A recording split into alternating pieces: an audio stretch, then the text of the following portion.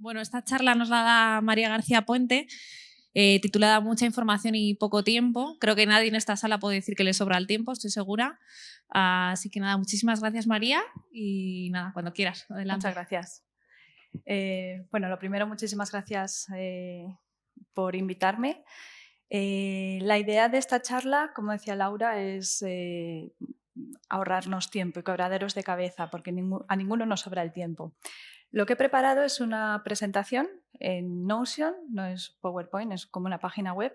Os dejo el QR para que lo podáis escanear, porque con el tiempo que tengo y todas las herramientas que hay no me va a dar tiempo a explicarlas. Entonces, con esto ya os queda la URL y todos los enlaces para que podáis después trastear y tener las herramientas disponibles.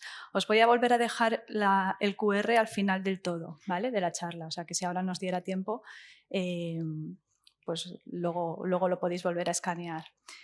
De hecho, podéis seguir, si lo escaneáis ahora, podéis seguir la charla también desde el móvil. O sea, no hace falta, si sois miopes como yo, no hace falta estar mirando la pantalla de lejos. Bueno, ¿cómo funciona esta página? Los triangulitos estos son desplegables, ¿vale? Entonces ahí tengo mi presentación. Hola, soy María. Lo ocultáis y ya no molesta más, ¿vale?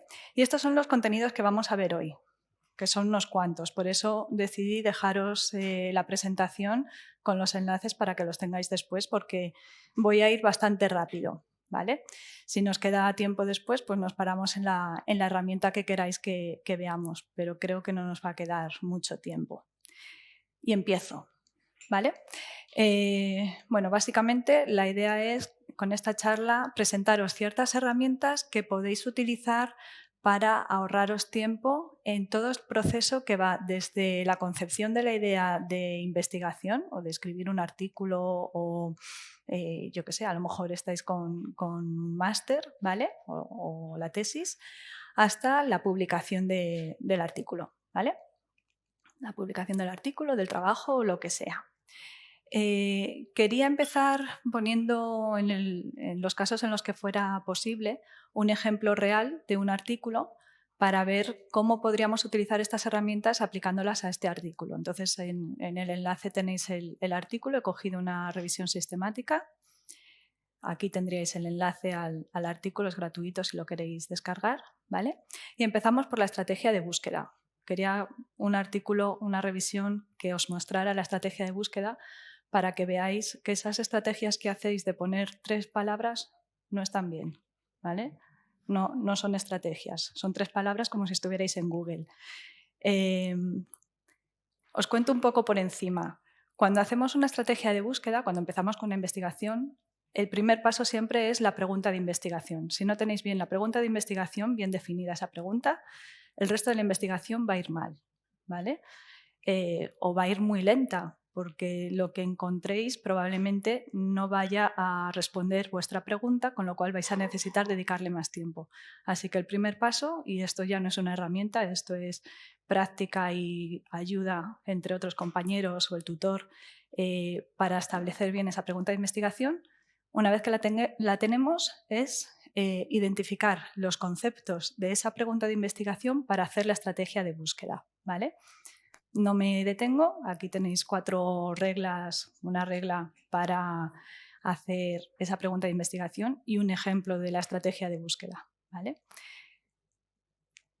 Detecto los conceptos y tengo que hacer la búsqueda por cada uno de esos conceptos de la pregunta de investigación. Y aquí viene el problema, ¿dónde encuentro esos conceptos? ¿Vale?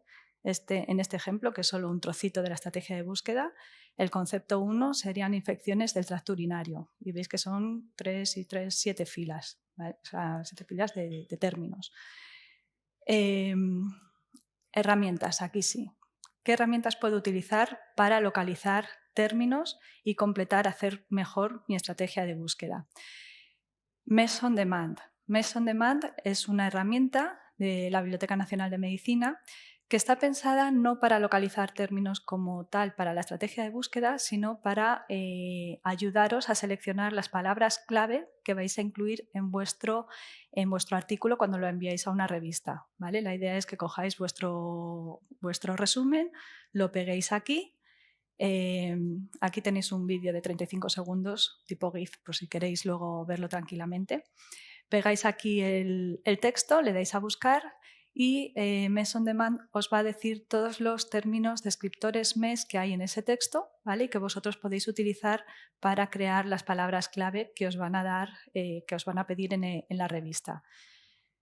En este caso vamos a utilizar esos descriptores, ¿vale? Para encontrar vocabulario con el que hacer la estrategia de búsqueda.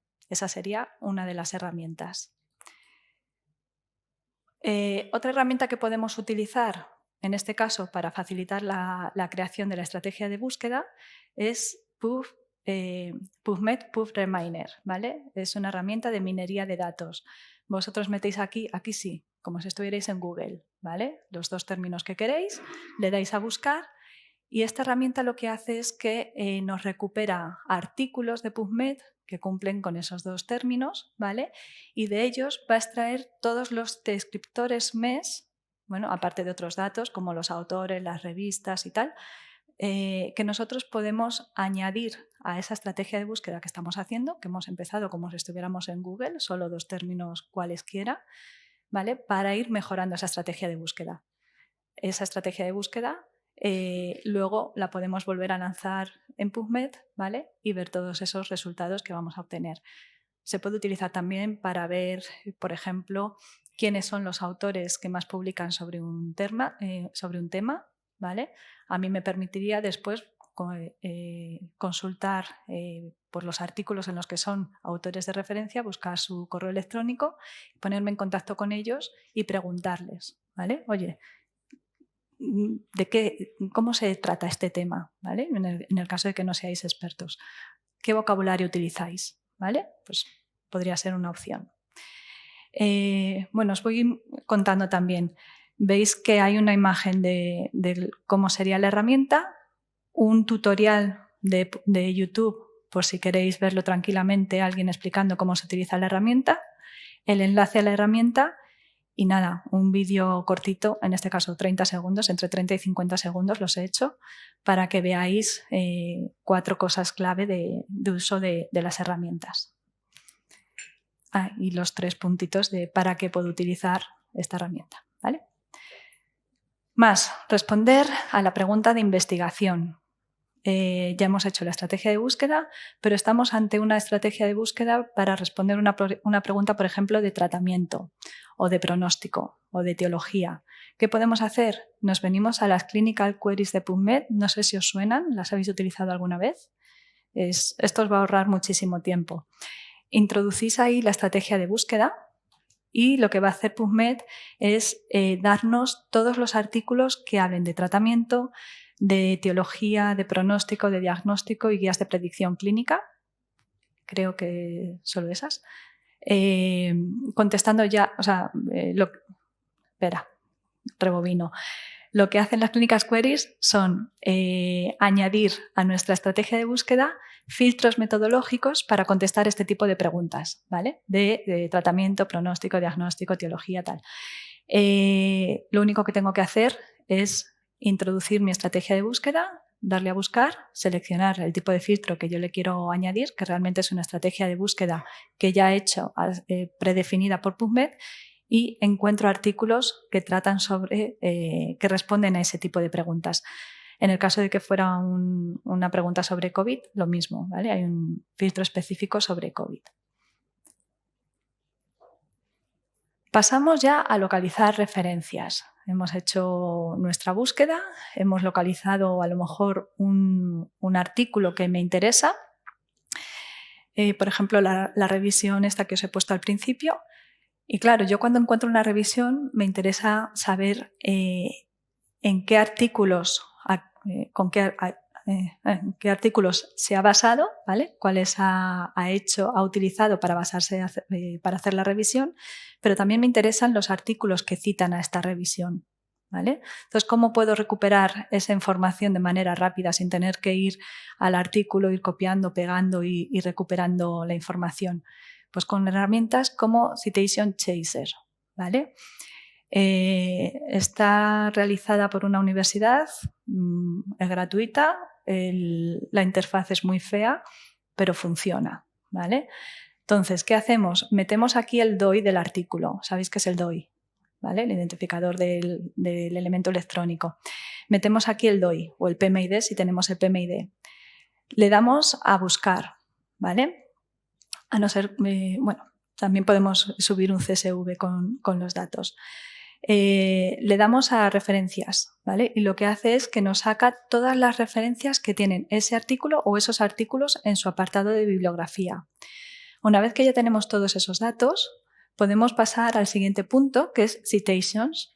Si pinchamos ahí, nos va a decir todos los artículos que están citando a ese artículo primero que hemos subido nosotros, ¿vale? Todas las citas que ha recibido. Y luego ya podemos hacer el análisis y hacer una visualización de esos datos, ¿vale? A lo mejor estáis haciendo una revisión histórica de, yo qué sé, el trasplante renal. Entonces os interesa ver todos los artículos que han citado al primer artículo que habló de trasplante renal, que es el que todo el mundo cita, ¿vale? Pues quiero realmente saber cuál es el análisis visual de todos los artículos que están citando ese artículo, por ejemplo, ¿vale? Pues para ese tipo de estudios os puede venir bien esta herramienta. Pasamos a la gestión de resultados. Yo creo que voy bien de tiempo. Zotero, gestores de referencias. ¿Utilizáis todos gestores de referencias? ¿Sí? Como alguien me diga que no, espero que sea porque todavía no he publicado nada.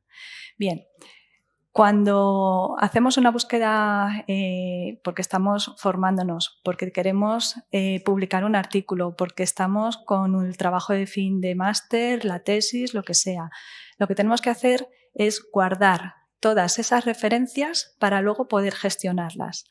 Vamos a utilizar un gestor de referencias. Yo soy Team Zotero, ¿vale? Hay otros gestores como Mendeley, RefWorks, EndNote, hay millones. ¿Por qué utilizo Zotero? Porque es gratuito, va a seguir siendo gratuito y sobre todo porque tiene una funcionalidad que, por ejemplo, no tiene Mendeley. Mendeley es también gratuito, es del Sevier, pero como es del Sevier no sabemos si van a seguir actualizándolo o en algún momento van a decidir cobrar por él. Me quedo con Zotero. Bueno, pues una de las características que tiene Zotero es que me va a detectar cuando una de esas referencias que yo me he descargado es de un artículo retirado, retractado, ¿vale? Y eso es muy importante. No podéis basar vuestras investigaciones en artículos que ya han sido retirados, ¿vale? Porque en principio si han sido retirados es que tenían algún fallo metodológico o tenían algún problema que han hecho que se retire o sea, van a seguir en el corpus, ¿vale? Pero realmente han sido retirados, no deberíais basaros en ellos. Otros gestores de referencias también tienen esta característica, están vinculados con Retraction Watch para ver esos artículos retractados, pero de los gratuitos el que mejor funciona es Zotero, ¿vale? Lo mismo, aquí tenéis un pequeño vídeo de 35 segundos, tal. Ryan. ¿Quiénes de vosotros habéis participado como revisores en artículos, en revisiones sistemáticas? No en revisiones, no, ninguno. Bueno, pues cuando os toque, Ryan es una herramienta gratuita donde vosotros os habéis primero descargado todas las referencias en Zotero o en cualquier otro gestor de referencias, exportáis ese archivo con todas las referencias a un archivo que podéis subir a Ryan, ¿vale? En Ryan, esa herramienta lo que va a hacer es que te va a mostrar cada artículo con su título y su resumen y tú como revisor vas a poder marcarlo como artículo que me interesa o no me interesa. Es decir, cumple o no cumple los criterios de elegibilidad. Si los cumple le digo que sí, si no los cumple le digo que no, si no estoy seguro le pongo un maybe. ¿Vale? En el caso de que esté haciendo la revisión con otros revisores, puede ser a doble ciego, Todos revisamos todos los artículos y cuando terminamos de revisarlos, los artículos, las referencias en los que hay discrepancia, ¿vale?, nos saldrían marcados. Y ahí tendría que ser una tercera persona o nosotros mismos ya hablando en consenso. Oye, ¿y este por qué tú lo has marcado que sí y si yo le he marcado que no? O este, que las dos tenemos dudas, o este, ¿por qué tenías dudas tú? ¿Vale? Está muy bien, es una herramienta gratuita que os va a ayudar en esa revisión. Además, también detecta y elimina duplicados. Si tenéis luego que hacer el formato Prisma, el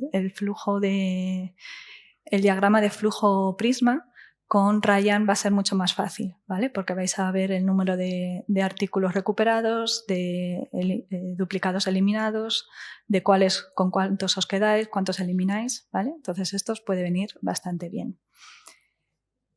Pasamos a la lectura de artículos, a la lectura crítica. La lectura crítica no es fácil y se aprende practicando, ¿vale? Leyendo artículos, escribiendo, pero sobre todo leyendo. Lo que no tenemos una herramienta como tal para hacer la lectura crítica, pero sí que tenemos los checklists de CASP.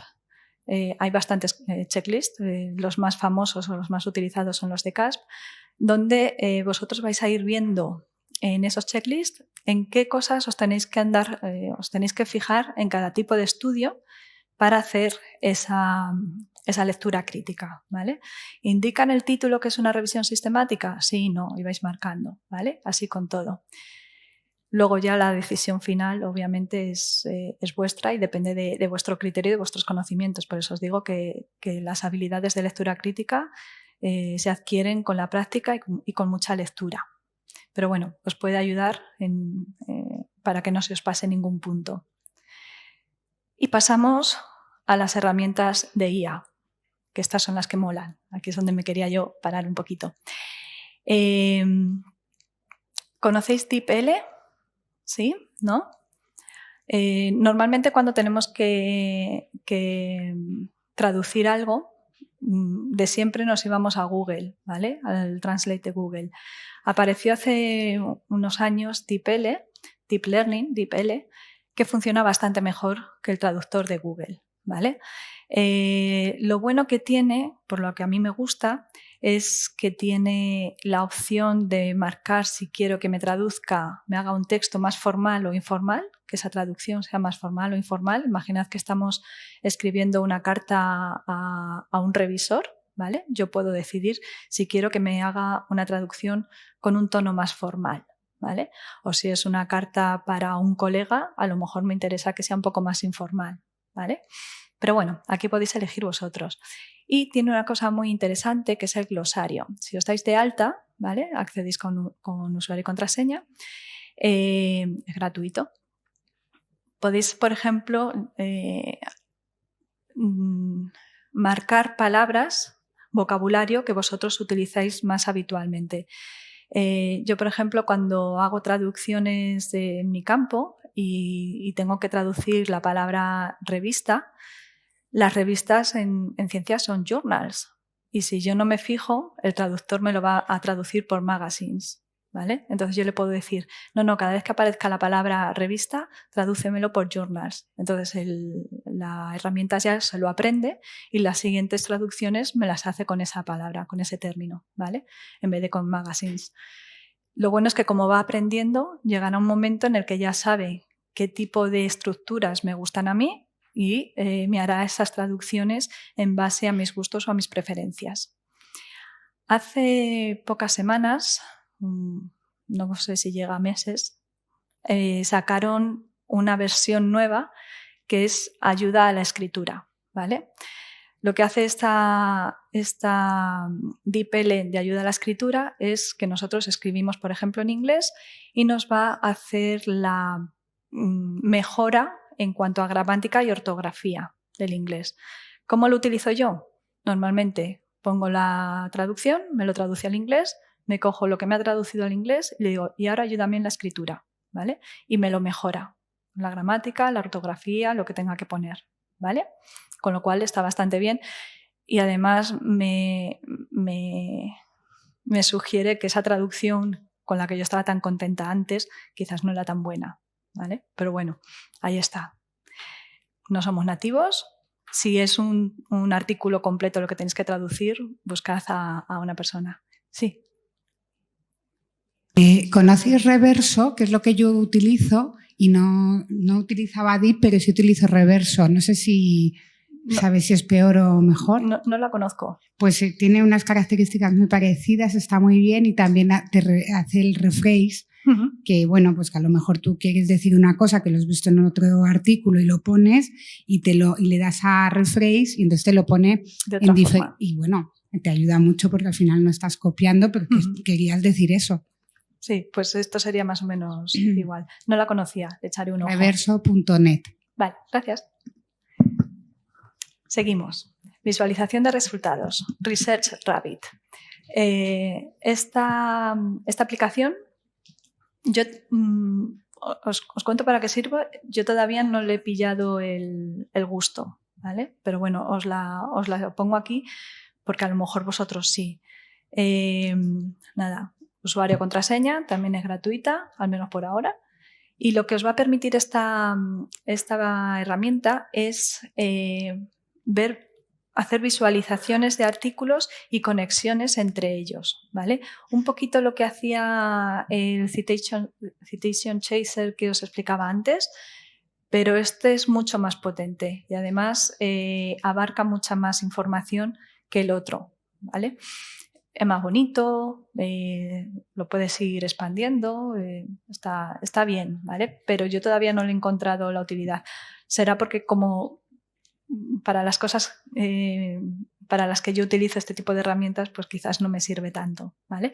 Pero sí que me interesaba ponerla porque a lo mejor a vosotros para conocer las redes de intercambio de información entre autores o por temas os puede venir bastante bien. ¿Vale? A lo mejor si queréis empezar un estudio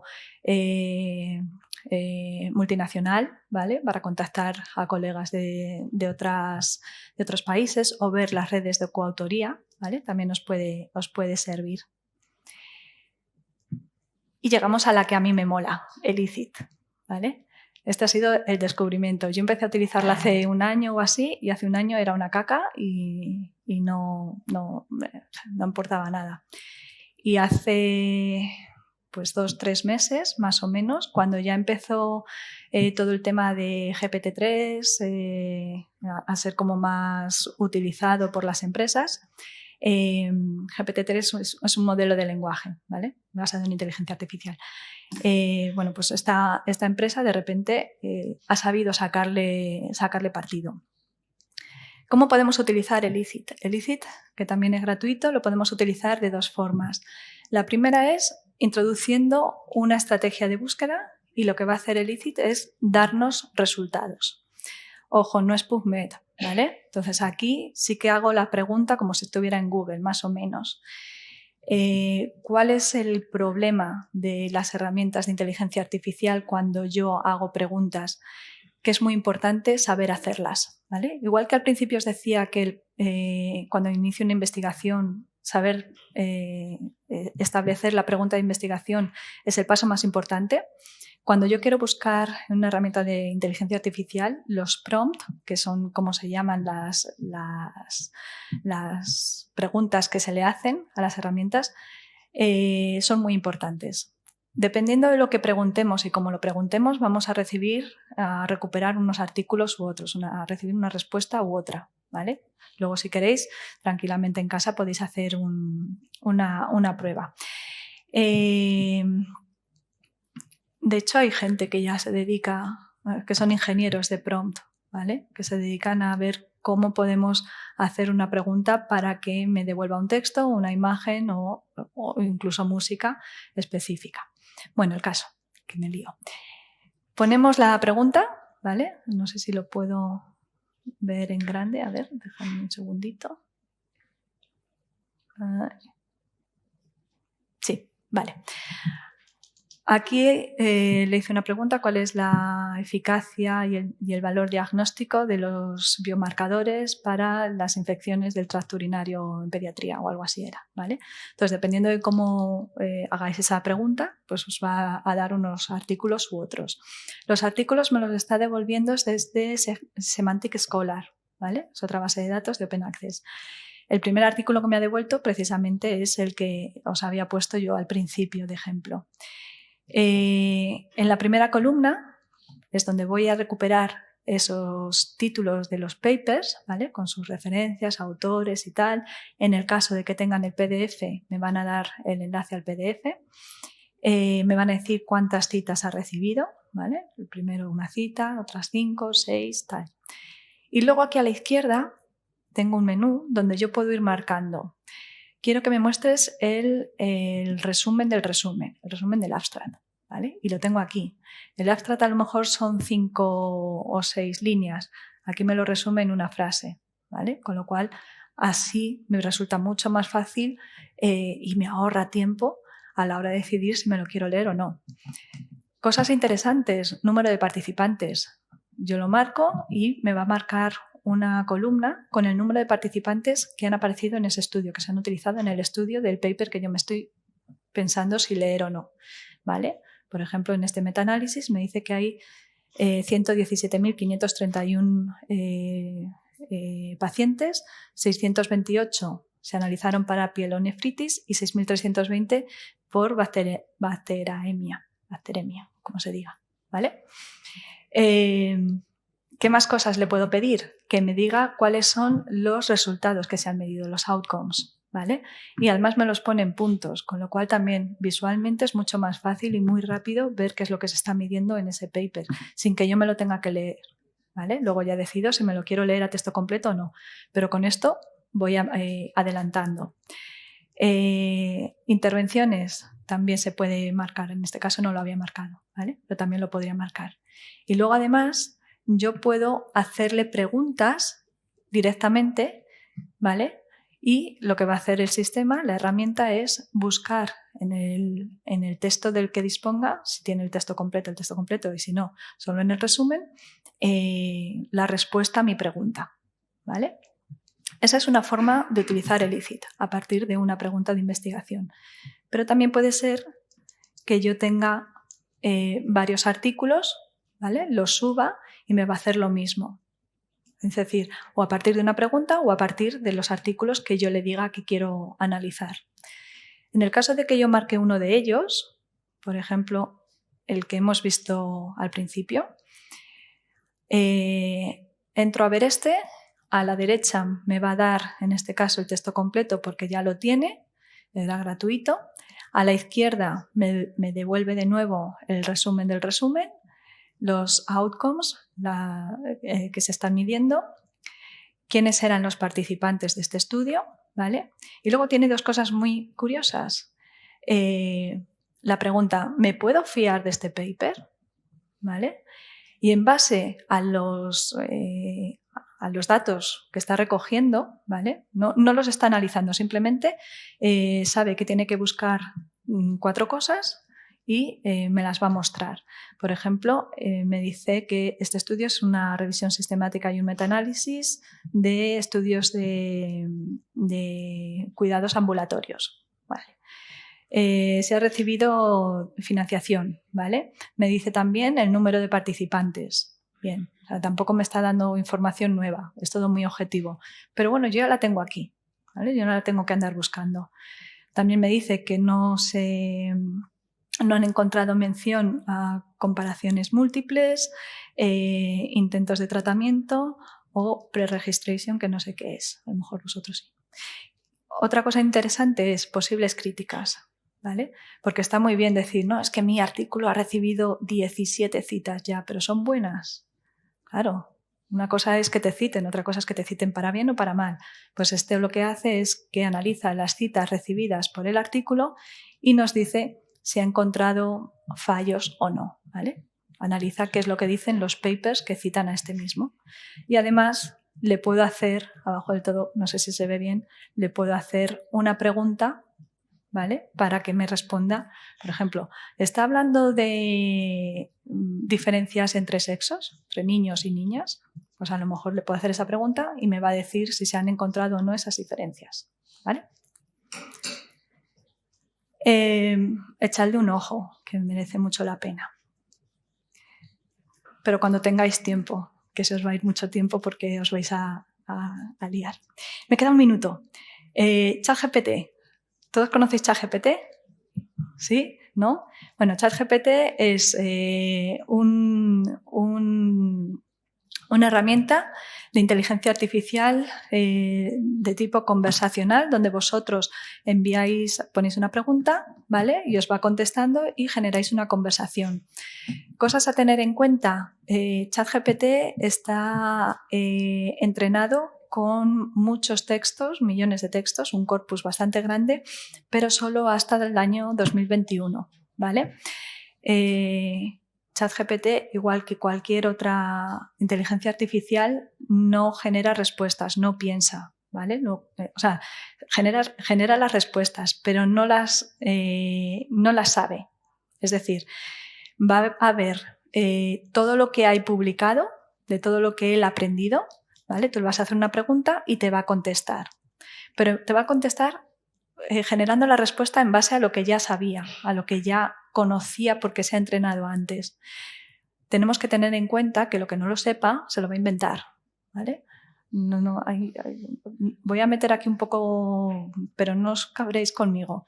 Sería como un mansplaining, ¿vale? Te lo va a explicar y te va a explicar que dices, coño, pues sí, pero no. O sea, tenéis que ser conscientes de que si no sois expertos en el tema, os la puede colar, ¿vale? Pero si ya sabéis de qué está hablando, os vais a dar cuenta de que os la está metiendo doblada si no sabe de qué está hablando, ¿vale?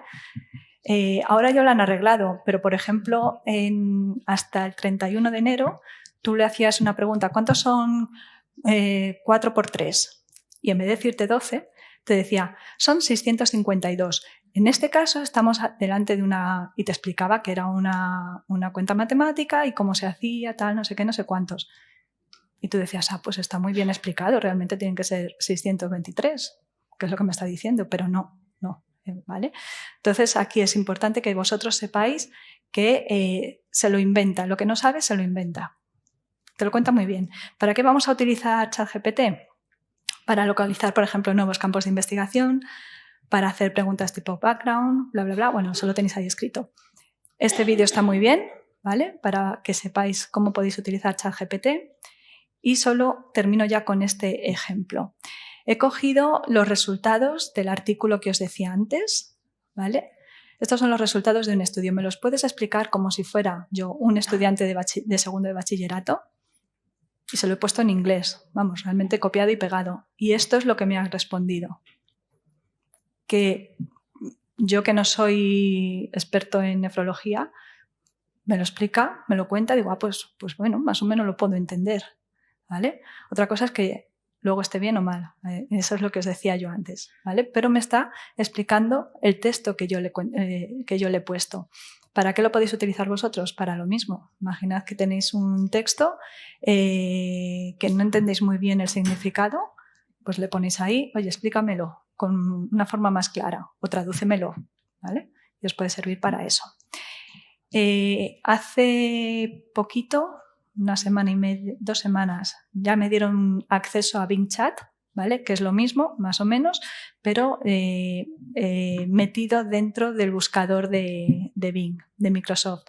¿Diferencias entre ChatGPT? ChatGPT, si yo le pido una referencia, se la va a inventar. Título, resumen, tal, revista, DOI, PMID, se lo inventa. Bing Chat sí que me va a dar la referencia concreta y buena. No me lío más. Lo tenéis todos aquí.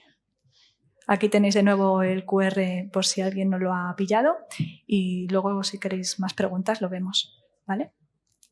Y ya.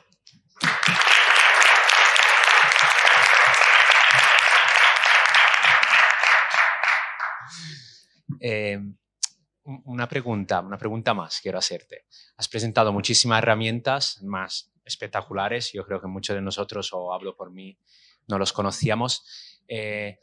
Mira, una herramienta que me falta, a lo mejor sabes algo, de verdad que no va tanto de revisiones o lo que fuera, es herramientas para poder hacer trabajos compartidos. ¿Tipo Drive o...? Sí, por ejemplo, sí. Un Drive. ¿Utilizas otras o, por ejemplo, con Drive crees que ya con esta, utilizando el clásico documento compartido en Word o lo que fuera, suficientes? Yo uso Google Drive y Dropbox. O sea, normalmente Dropbox para almacenamiento, porque lo pago, entonces tengo más espacio y además me queda para almacenar todo lo que he ido haciendo a lo largo del tiempo, y luego Drive para el proyecto en el que estoy ahora. O sea, una vez que termino con Drive lo paso todo a Dropbox. Esa es mi forma de trabajar. Lo bueno de Drive es que además me resulta mucho más fácil a la hora de utilizar herramientas colaborativas como Google Docs, como las hojas Google Sheets, o es que pronuncio fatal y digo caca, pero bueno, las hojas de Excel, ¿vale? Pues con esa es mucho más fácil, y luego ya cuando lo tengo todo lo paso, si son de Google Docs lo paso a PDF y lo guardo en Dropbox. ¿Autorea conoces? ¿Una que se llama Autorea? No. Me han hablado de ella, pero nunca la he usado. Bueno, muchas gracias, porque yo tampoco conocía la mayoría de herramientas y la verdad que me han parecido súper útiles.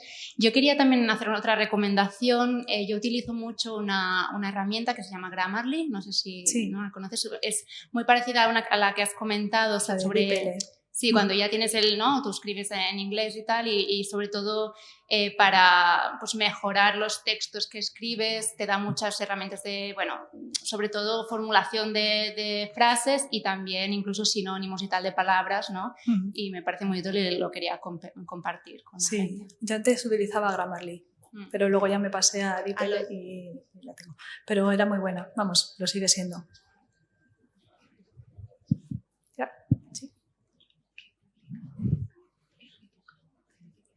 Bueno, pues muchísimas gracias a todos y perdón por las prisas, pero es que como tenía poquito tiempo, pues era eso.